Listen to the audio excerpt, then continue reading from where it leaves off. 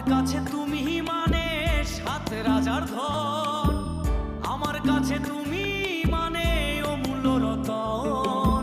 তোমার কাছে হয়তো বন্ধু আমি কিছু না, তাই তো তোমার স্বপ্নে বন্ধু আমি আসি না।